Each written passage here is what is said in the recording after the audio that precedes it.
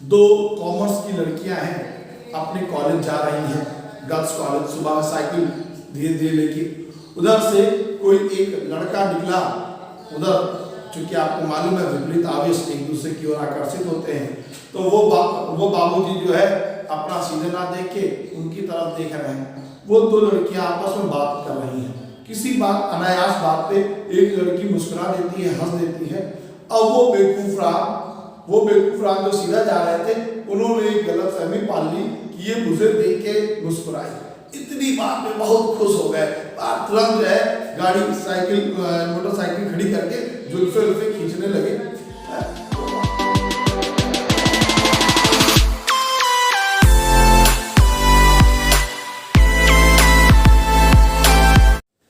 बच्चों नमस्कार। आज हम लोग परमाणु की टॉपिक से दूसरा वीडियो लेके उपस्थित है।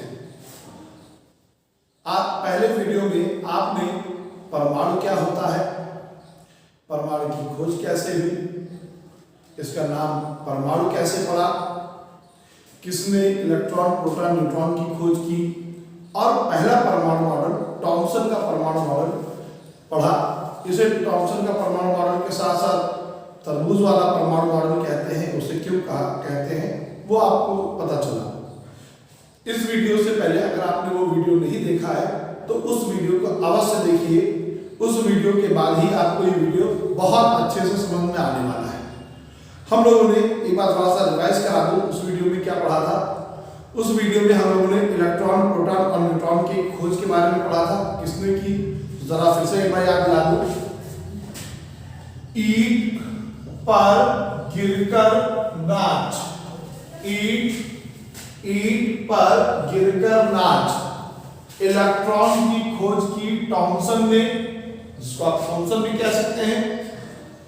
प्रोटॉन की खोज की गोल्डस्टीन ने, जिसका नाम रदरफोर्ड ने रखा। खोज की गोल्डस्टीन ने मगर नाम रखा रदरफोर्ड ने। और न्यूट्रॉन की खोज जेम्स चैडविक ने की। ठीक, इस तरीके से इनकी खोज हुई। उसके बाद हम लोगों ने परमाणु मॉडल रदरफोर्ड का पढ़ा। उसमें बताया कि इलेक्ट्रॉन परमाणु उदासीन है, इलेक्ट्रॉन और प्रोटॉन उसमें पाए जाते हैं। इनकी कमियों को बारे में पहले पढ़ते हैं, क्योंकि एक परमाणु मॉडल की कमी से ही दूसरा परमाणु मॉडल बनता है। दूसरे वाले ने पहले वाले परमाणु मॉडल की कमियों को दूर किया, और जब वो कमियों को दूर किया तो नया परमाणु मॉडल आया। जैसे आप लोग फोन इस्तेमाल करते हैं, फोन में अगला जो सीरीज का नंबर आता है आपके फोन में, वो नए फीचर्स, उससे अच्छे फीचर्स लेके आता है। सेम उसी तरीके से जब इस परमाणु मॉडल में जो कमियां थी, उस कमी को दूर किया रदरफोर्ड ने। और वो कमियां क्या थी? पहली कमी कि यह परमाणु मॉडल जो है वो रेखीय स्पेक्ट्रम को नहीं समझा सका। रेखीय स्पेक्ट्रम क्या है मैं अगले वीडियो में आपको बताऊंगा, स्पेक्ट्रम और रेखीय स्पेक्ट्रम के बारे में। दूसरा, न्यूट्रॉन की खोज हो चुकी थी। न्यूट्रॉन कहाँ रहता है इनसे पूछा गया, ये नहीं बता पाए। और तीसरी चीज कि इस नियम द्वारा जो आज हम पढ़ाने वाले हैं अल्फा कण के प्रकीर्णन के बारे में, वो अल्फा कण के प्रकीर्णन के बारे में जब रदरफोर्ड ने बताया तो इनसे पूछा गया भाई इसमें नाभिक कहाँ पाया जाता है, तो इनके पास कोई जवाब नहीं था कि नाभिक इसमें कहाँ पाया जाता है, न्यूट्रॉन कहाँ पाया जाता है। हाँ, इस परमाणु मॉडल की एक सबसे अच्छी खासियत थी, इन्होंने बताया परमाणु उदासीन होता है। परमाणु का नेट आवेश जो होता है वो शून्य होता है। नेट आवेश शून्य मतलब कि जितने प्रोटॉन होते हैं उतने ही इलेक्ट्रॉन होते हैं। इलेक्ट्रॉन और प्रोटॉनों की संख्या परस्पर बराबर होती है। अब हम लोग सीखते हैं कि आपका अल्फा कण प्रकीर्णन संबंधी नियम क्या था। तो देखिए, रदरफोर्ड के दो शिष्य थे, मार्सडन और गाइगर, जो इनके शिष्य थे, इनके सहयोगी थे। उन्होंने एक अल्फा कण प्रकीर्णन का प्रयोग किया और उस अल्फा कण प्रकीर्णन से नाभिक की खोज की। अब वो किस प्रकार हुआ वो आप अभी समझाते हैं चित्र द्वारा कि किस प्रकार सीखते हैं कि अल्फा कण का प्रकीर्णन किया कैसे गया, मार्सडन और गाइगर ने क्या किया। इन्होंने सबसे पहले एक रेडियो एक्टिव पदार्थ को रखा एक लेड बॉक्स में। रेडियो एक्टिव पदार्थ आप जानते होंगे जिनसे स्वतः भेदी किरणें अल्फा बीटा गामा निकलती रहती हैं, उन्हें स्वतः भेदी किरणें कहते हैं। ठीक, और ऐसे पदार्थों को रेडियो एक्टिव पदार्थ कहते हैं। आपने नाम सुना होगा यूरेनियम, रेडियम, थोरियम, आपने फिजिक्स में रेडियो एक्टिव पदार्थ है चैप्टर वो पढ़ा भी होगा, इसलिए आपको मालूम होगा। तो इन्होंने एक ऐसा रेडियो एक्टिव पदार्थ लिया जिससे सिर्फ अल्फा कण निकलती थी, जैसे पोलोनियम, उससे सिर्फ अल्फा कण निकलती है। तो ये एक रेडियो एक्टिव पदार्थ लिया पोलोनियम और इसको लेड बॉक्स में बंद कर दिया, सिर्फ एक सिरा खुला रखा जिससे अल्फा कण निकल सके। ऐसा क्यों किया? क्योंकि ये अल्फा कण, भाई अल्फा कण उसका रेडियो एक्टिव पदार्थ का कोई मुंह तो होता नहीं, जिधर हमारा मुंह जिधर इधर हम चल देंगे इसका, तो चारों दिशाओं में उसका प्रकीर्णन होगा। तो चारों दिशाओं में प्रकीर्णन को रोकने के लिए इन्होंने एक लेड बॉक्स लिया, एक सिरा उसका खुला रखा जहां से अल्फा कण निकलती रहे। अब चारों ओर यहाँ नहीं फैलेगा, हो सकता है यहाँ अल्फा कण फैलने लगे, एक जगह संकेंद्रित हो, उसके लिए इन्होंने लेड की ईंटें लगा दी जिससे ये अल्फा कण एकदम सीधे पहुंचे जाके। और उसके बाद में इन्होंने एक बहुत पतला, बहुत महीन स्वर्ण पत्र लिया। स्वर्ण पत्र मतलब सोने की पतली चादर। अब क्वेश्चन यहाँ पर खूब पूछा आता है कि सोने की पतली चादर ही क्यों ली? तो उसका कारण था बेटा कि सोने से बहुत पतली चादर बनाई जा सकती थी, बहुत पतली। अब आप कहेंगे पूरी बहुत पतली बनाने की जरूरत क्या थी?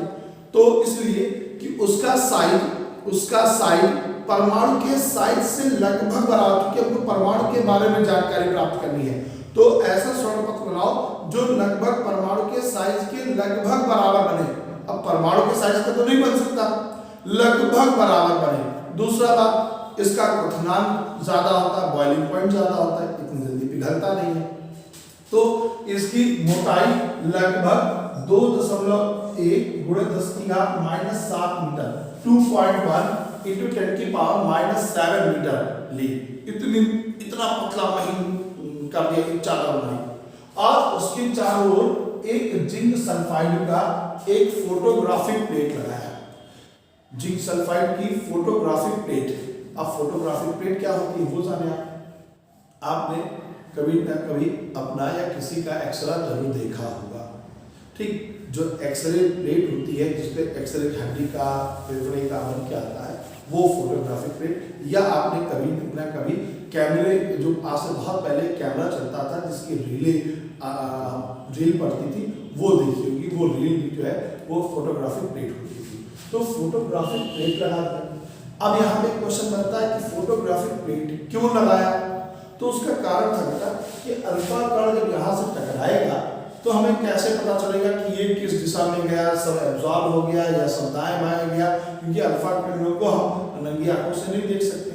वो जानकारी के लिए कि किस दिशा में ये जा रही है, उसके लिए ये चारों ओर इसके जिंक सल्फाइड का पर्दा लगा दिया गया।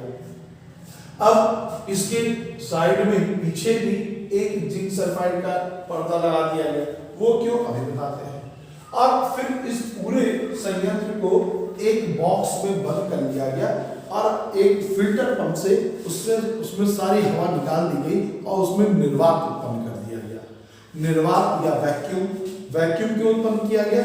इसमें वायु, धूल, मिट्टी के कण ना रहे जिनसे अल्फा कण टकराकर उनकी स्पीड कम हो या वे दाएं बाएं मुड़ सके, ना मुड़े, इसलिए यहाँ पे जो है इसको वैक्यूम कर दिया गया, हवा निकाल ली गई। अब यहाँ समझिए, उसके बाद अब प्रयोग शुरू होता है।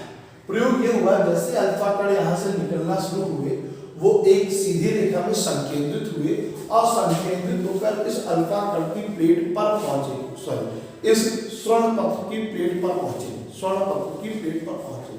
तो स्वर्ण पत्र की जब प्लेट पर पहुंचे तो इन्होंने देखा कि इसमें मैक्सिमम अल्फा कण के यहाँ पर स्पॉट प्राप्त हुए।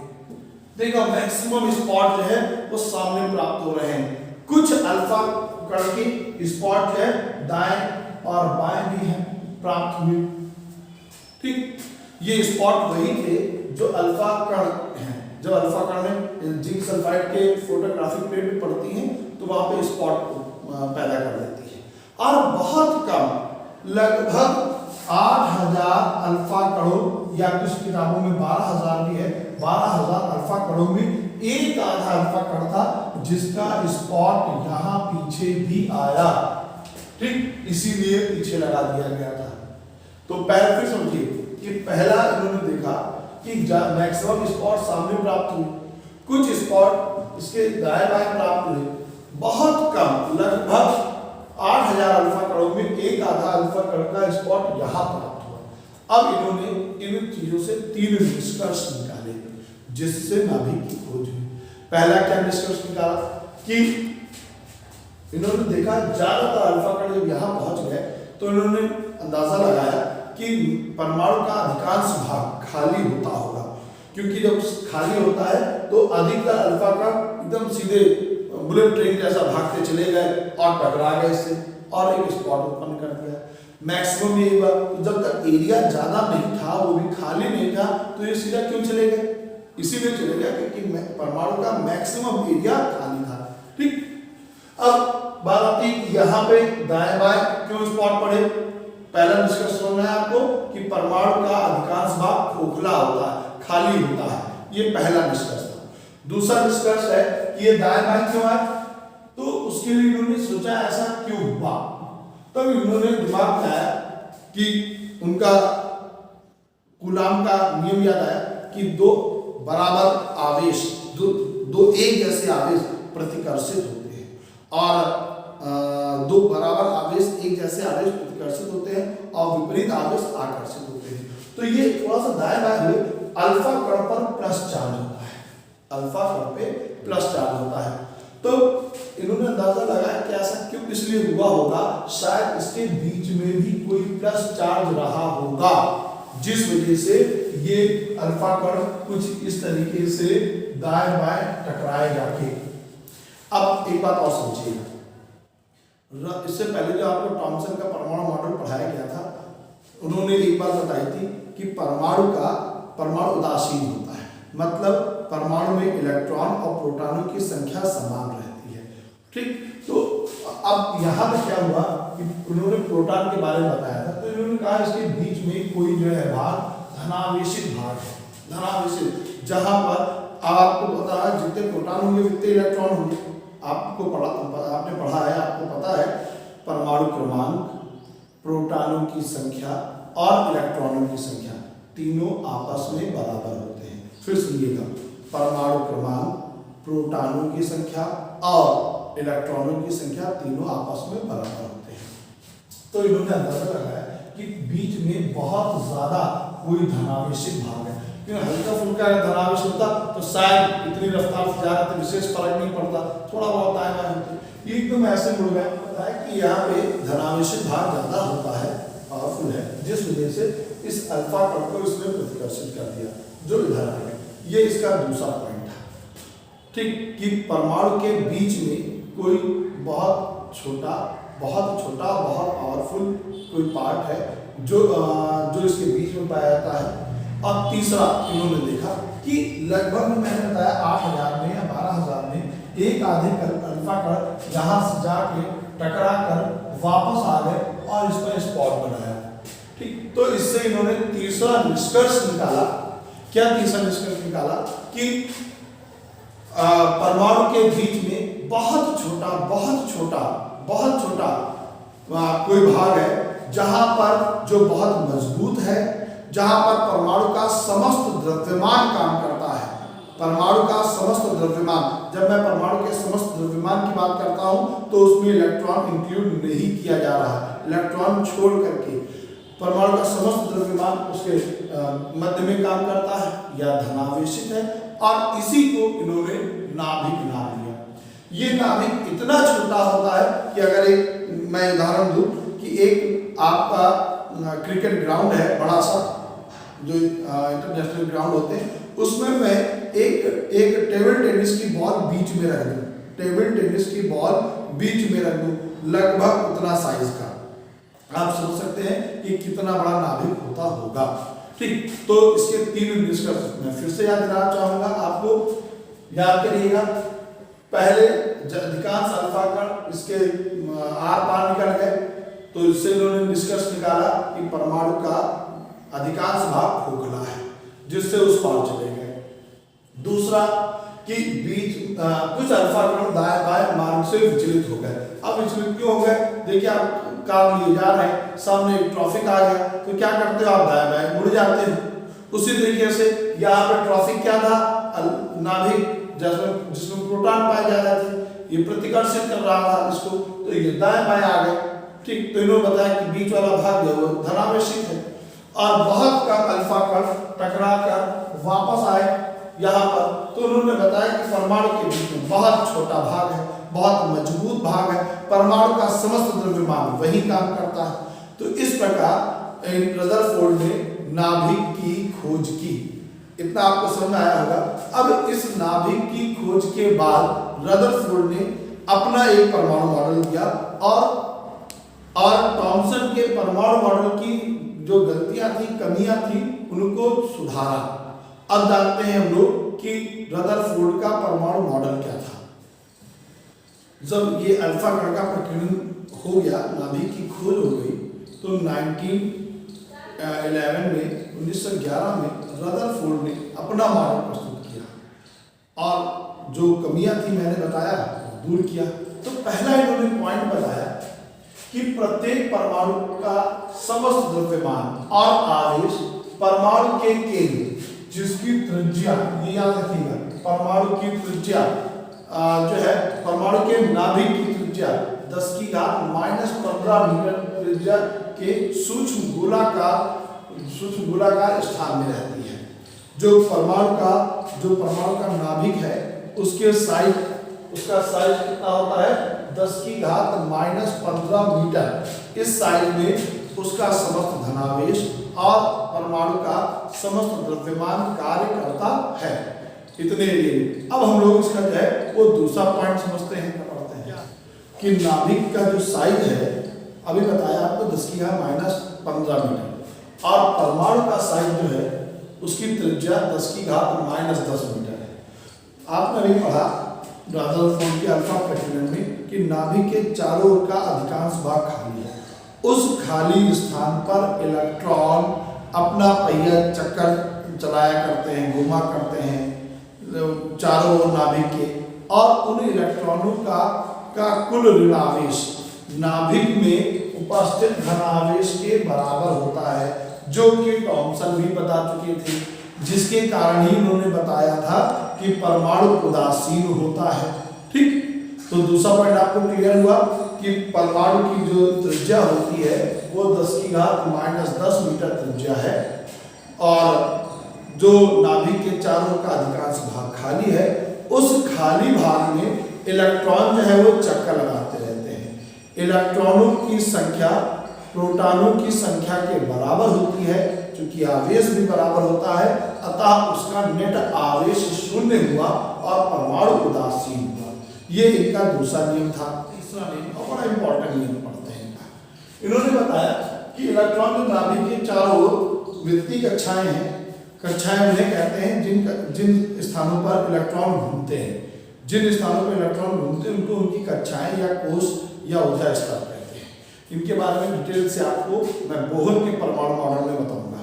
तो इन्होंने बताया कि विभिन्न वृत्तीय कक्षाओं में इलेक्ट्रॉन घूमते रहते हैं, और जिसके लिए उनको अभिकेंद्र बल इलेक्ट्रॉन और नाभिक के बीच लगने वाले स्थिर वैद्युत आकर्षण बल से प्राप्त होता है। अब जरा इसको थोड़ा डिटेल से समझते हैं कि ये पहले जानिए अभिकेंद्र बल क्या होता है। अभिकेंद्र बल वह बल है जब कोई वस्तु किसी के चारों ओर घूमती है, जिस बल द्वारा, उस बल को बोलते हैं अभिकेंद्र बल। अभिकेंद्र बल अपने आप में कोई बल नहीं, कोई भी बल अभिकेंद्र बल बन सकता है, कोई भी बल अभिकेंद्र बल बन सकता है। जैसे अब एक उदाहरण देता हूं, समझिएगा कि 2 कॉमर्स की लड़कियां हैं, अपने कॉलेज जा रही है, गर्ल्स कॉलेज, सुबह में साइकिल धीरे धीरे लेके, उधर से कोई एक लड़का निकला, उधर चूंकि आपको मालूम है विपरीत आवेश एक दूसरे की ओर आकर्षित होते हैं, तो वो बाबूजी जो है अपना सीधे ना देख के उनकी तरफ देख रहे हैं। वो दो लड़कियां आपस में बात कर रही हैं, किसी बात अनायास बात पे एक लड़की मुस्कुरा देती है, हंस देती है, और वो बेवकूफ राम जो सीधा जा रहे थे उन्होंने एक गलतफहमी पाल ली कि ये मुझे देख के मुस्कुराई। इतनी बात में बहुत खुश हो गए, तुरंत जो है गाड़ी मोटरसाइकिल खड़ी करके जुल्फे खींचने लगे। वो बहुत पसंद हो गए कि हाँ हमको देख के मुस्कुराई, गलतफहमी एक पाल ली। अब जब देखो ठीक उसी टाइम कॉलेज के टाइम वो उस कॉलेज के चारों ओर चक्कर लगा रहे हैं रोज कि हाँ आज भी देख के कोई मुस्कुराएगा, आज भी हुआ आएगी, है ना। तो अब वो चारों ओर क्यों घूमा? अभिकेंद्र बल से, अभिकेंद्र बल से, जो वह बल जो किसी के चारों ओर घुमा दे, जो लगाए, उस बल को बोलते हैं अभिकेंद्र बल। जैसे ये अपने आप में कोई बल नहीं है, फिर कह रहा ये बल हमको प्राप्त होता है। किस प्रकार से बल नहीं है? जैसे आपके स्कूल के प्रिंसिपल हैं, उनकी पोस्ट है, आज जो है प्रिंसिपल साहब त्रिपाठी जी हो सकते हैं, वर्मा जी हो सकते हैं, शर्मा जी हो सकते हैं, कल को कोई और होगा, मगर पोस्ट तो वही नहीं। इसी प्रकार अभिकेंद्र बल है, जो हमारा इलेक्ट्रॉन नाभिक के चारों ओर चक्कर लगा रहा है, और ये आपका प्रोटॉन है, इस पे प्लस चार्ज, इस पे माइनस चार्ज। अब इनके बीच जो है वो आकर्षण बल लगेगा। आपने पढ़ा विपरीत आवेश एक दूसरे को आकर्षित करते हैं। अब यहाँ पे दो बातें जरा समझिएगा, ये घुमाता ही क्यों है, स्थिर क्यों नहीं रहता इलेक्ट्रॉन? तो बेटा अगर इलेक्ट्रॉन और प्रोटॉन स्थिर रहेंगे तो ध्यान रखना ये प्रोटॉन इलेक्ट्रॉन को खींच लेगा। अब कहोगे सब प्रोटॉन ही क्यों खींचेगा, इलेक्ट्रॉन क्यों नहीं खींच लेगा? तो बेटा इलेक्ट्रॉन यहाँ कहीं है जो चारों ओर चक्कर लगा रहे हैं, मगर प्रोटॉन हमारा सारे प्रोटॉन यहीं पे स्थिर है इसके अंदर। सपोज 11 इलेक्ट्रॉन बाहर चक्कर लगा रहे हैं और 12 और 11 ही प्रोटॉन अंदर है, एक साथ है, यूनिटी ज्यादा है, पावर ज्यादा होगा। आपने बहुत जगह बहुत स्टोरियां पढ़ी, यूनिटी में पावर होता है, ठीक। तो यहाँ पर 11 इलेक्ट्रॉन्स मौजूद हैं, 11 प्रोटॉन उपस्थित है, इलेक्ट्रॉन बाहर चक्कर लगा रहा है। तो ये क्या करेंगे, इसको सारे इलेक्ट्रॉन को एक एक करके खींच सकते हैं, और जब इलेक्ट्रॉन खींच लेंगे वो खत्म हो जाएंगे, ठीक। मगर ऐसा नहीं होता, जब ये इलेक्ट्रॉन और प्रोटॉन है इनके बीच एक स्थिर वैद्युत आकर्षण बल लगता है, स्थिर वैद्युत आकर्षण बल लगता है, जिसे कूलाम ने दिया था। आपने 12th के पहले चैप्टर में पढ़ा होगा कूलाम का नियम, दो आवेशों के बीच लगने वाला बल, ठीक। तो जब ये चारों ओर चक्कर लगाता रहता है तो अभिकेंद्र बल लगता है, अभिकेंद्र बल लगता है चारों चक्कर लगाने में, ठीक। तो और अभिकेंद्र बल को मैं अगर डिफाइन करूं तो मैंने बताया कि यहाँ पर अभिकेंद्र बल प्राप्त होता है स्थिर वैद्युत आकर्षण बल से। अंतरिक्ष में पृथ्वी सूर्य के चारों चक्कर लगा रही, वहां पे गुरुत्वाकर्षण बल अभिकेंद्र बल प्रदान कर रहा, वहां पर गुरुत्वाकर्षण बल अभिकेंद्र बल प्रदान कर रहा, और यहाँ पर स्थिर वैद्युत बल जो है वो अभिकेंद्र बल प्रदान कर रहा। तो उम्मीद करता हूँ आपको समझ आ गया होगा कि अभिकेंद्र बल क्या होता है। वह बल जो किसी के चारों ओर घुमाने के लिए लगता है, उस बल को बोलते हैं अभिकेंद्र बल। अब रदरफोर्ड ने बताया कि ये चारों ओर घूमते हैं। पहले तो इन्होंने कभी बताई कि चारों ओर घूमते, ये नहीं इन्होंने बताया कि कहाँ पर घूमते हैं, किस कक्षा में कितने इलेक्ट्रॉन घूम सकते हैं, कहीं भी मर्जी से घूमते रहे, ये नहीं बता पाए।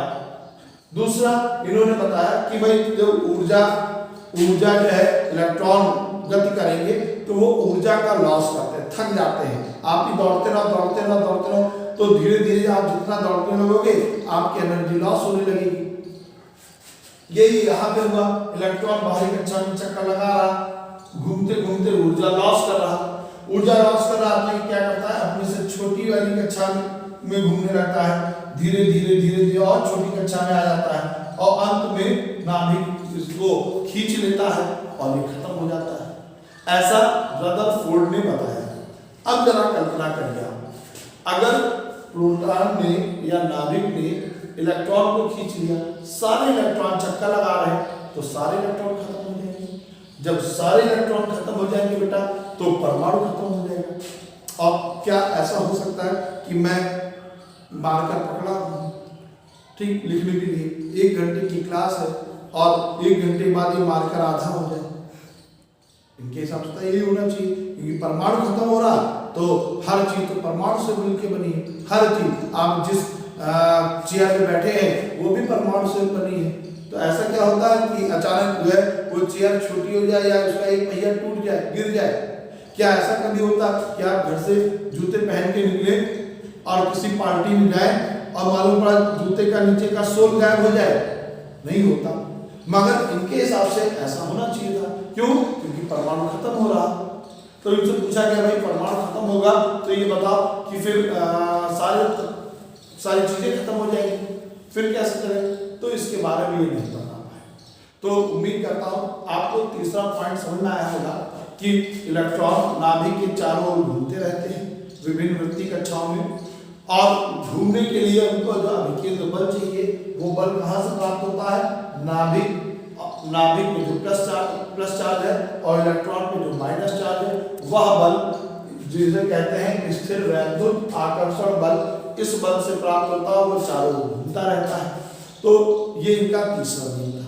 मगर इसके बाद जब इन्होंने बता दिया तो उसमें बहुत नया परमाणु मॉडल आया, उसमें इनकी कमियों को पकड़ा कि क्या क्या कमी थी, उस बोहर ने इनकी कमियों को सुधारा और अपना परमाणु मॉडल दिया। तो अब हम लोग जानते हैं कि इनका कमियां क्या थी।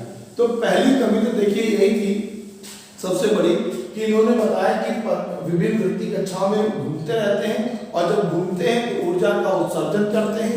ऊर्जा का उत्सर्जन करते करते वो वृत्तीय कक्षाएं छोटी होती जाती, अंत में नाभिक में गिर जाते हैं।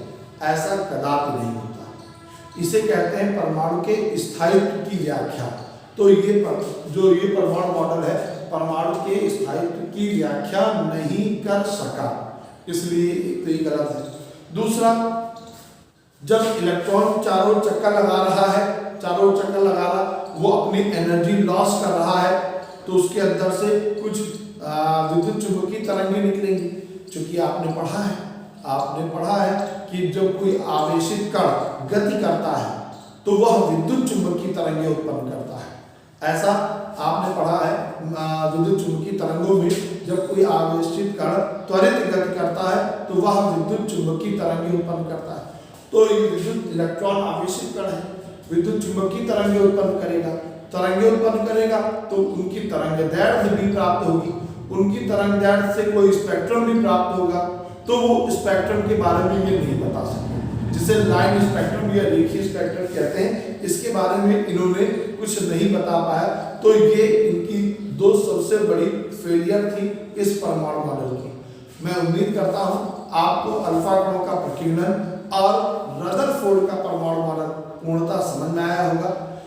इस वीडियो से पहले एक वीडियो परमाणु का और है, उसको अवश्य देखिए, जो आपको इस सीरीज में आपको मिलेगा। इस परमाणु मॉडल के बाद जो बोहर का परमाणु मॉडल है वो आप जरूर देखिए, फिर आपको तीनों परमाणु मॉडल समझ में आएंगे एक साथ। तो चलिए अब मिलते हैं नए वीडियो के साथ।